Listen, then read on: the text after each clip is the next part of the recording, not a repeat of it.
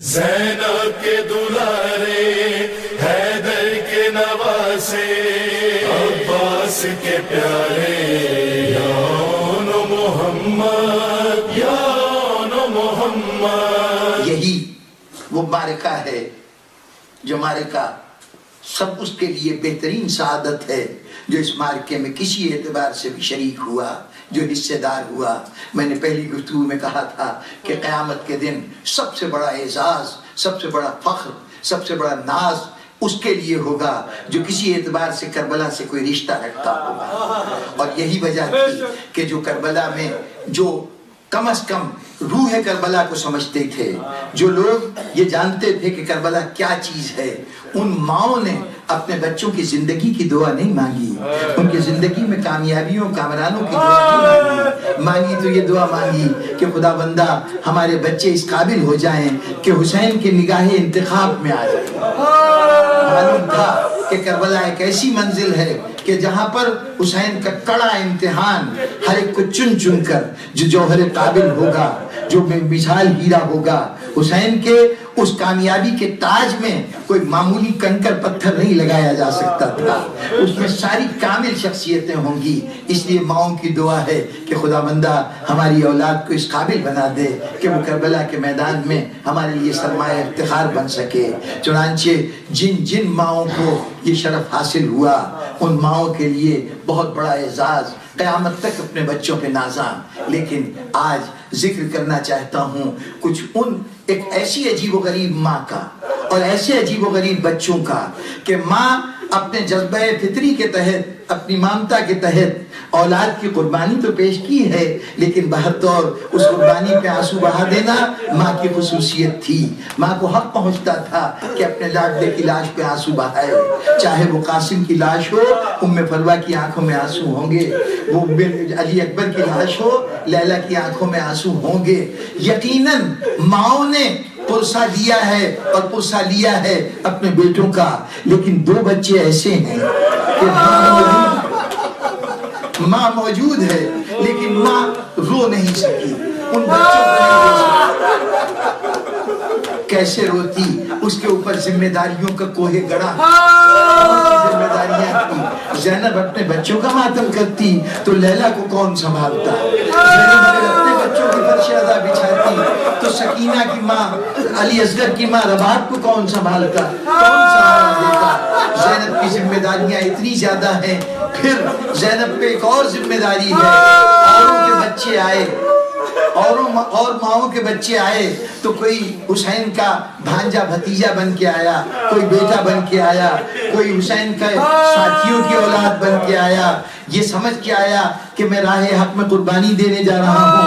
لیکن زینب کے بچے آئے تو بھانجے بن کے نہیں آئے، حسین کے بھانجے بن کے نہیں آئے، بلکہ شوہر نے چلتے ہوئے کہا تھا جا تو رہی ہو، کوئی مشکل وقت آ گیا تو تمہارے پاس کچھ ہے کہ حسین کے اوپر صرف کر سکو؟ زینب نے گھبرا کے کہا تھا میں کیا کر سکتی ہوں؟ کہا دیکھو بڑی قیمتی چیز ہے تمہارے ساتھ، حسین بہت قیمتی چیز ہے۔ اگر کوئی ایسا وقت آ گیا کہ جب یہ کسی مصیبت پہ گرفتار ہو تو تمہارے نانا نے کہا تھا، زینب تمہارے نانا نے کہا تھا کہ مصیبت کی گھڑی میں اگر صدقہ دیا جائے تو مصیبت ٹل جاتی ہے۔ زینب نے یقیناً اپنے ساتھ و سامان کو دیکھا ہوگا، کون سا صدقہ میں دے سکتی ہوں؟ اس وقت جناب عبداللہ ابن جعفر نے کہا تھا یہ دو بچے حوالے ہیں، جب ایسا وقت آئے تو ایک کو اپنی طرف سے حسین پہ قربان کر دینا، ایک کو میری طرف سے قربان کر دینا۔ بیٹے تو زینب کے ہیں لیکن جب سے آئے ہیں زینب نے کبھی بیٹا کہہ کے نہیں بلایا، بچوں کو بیٹا کہہ کے نہیں بلایا، اے میرے حسین کے صدقوں آ جاؤ۔ جب پکارا ہے تو اس حوالے سے پکارا ہے۔ سارے سفر میں زینب حسین اپنے بچوں کو صدقہ سمجھتی رہی، اور پھر جب ایک ایک شہید کی لاشیں آ رہی تھیں، علی اکبر کی لاش، قاسم کی لاش، اس مرحلے پر ایک مرتبہ دروازے پہ صدا گونجی حضرت عباس کی، شہزادی آپ کے شیر واپس آئے، شیر واپس آئے ہیں۔ زینب در خیمہ پہ آئی، بچوں کی لاش آئی، دیکھا، ایک مرتبہ ممتا نے جوش مارا، لیکن احساس ذمہ داری نے کہا زینب خبردار، خبردار یہی وقت ہے امتحان کا. بس مخاطب ہوئی بھیا عباس میں اپنے بچوں سے خوش ہوئی, انہوں نے اپنا کام کر دیا, بس ان کو لے جاؤ, لے جا کے گنج شہیدہ میں رکھ دو, اس لیے کہ جس کو ہم راہ خدا میں صدقے کے طور پہ دیتے ہیں دوبارہ پھر واپس نہیں لیتے. بزرگان گرامی, ممتا ترستی رہی, زینب کی ممتا ترستی رہی, لیکن فرض ہر مرحلے پہ سامنے آ جاتا رہا. 11 محرم کو کربلا کے میدان میں چند لاشیں بکھری ہوئی تھی, مائیں اپنے اپنے بچوں کی لاشوں پہ رو رہی تھی, فریاد کر رہی تھی. زینب حسین کی لاش سے لپٹی ہوئی کہہ رہی ہے بھیا خدا حافظ, بھیا خدا حافظ. کسی دشمن نے دیکھا 2 لاشیں ایک طرف پڑی ہوئی ہیں, کوئی ان کا پرسان حال نہیں. اس نے کہا کیا ان کا کوئی وارث نہیں؟ تو حسین کی لاش سے لپٹی ہوئی زینب تڑپ کے اٹھی, لاوارث نہ کہو, لاوارث نہ کہو.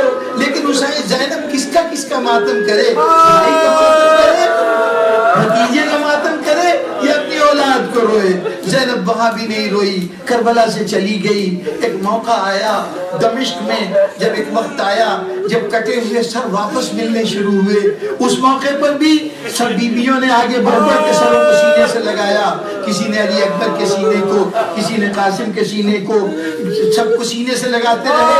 اس مرحلے پر پھر 2 سر آئے, کوئی لینے والا نہیں. کیا کرے زینب, بھائی کے سر کو سینے سے لگائے بیٹھی ہے. بزرگان گرامی, زینب نہیں روئی بچوں کو, نہیں ماتم کیا بچوں کا, اپنی ممتا کے احساس کو کچلتی رہی. یہ نہیں کہ زینب شقی القلب تھی, نعوذ باللہ, اس کے دل میں بچوں کے لیے محبت نہیں تھی, نہیں, یہ ناممکن ہے. یہ فطرت کے کامل ترین نمونے ہیں.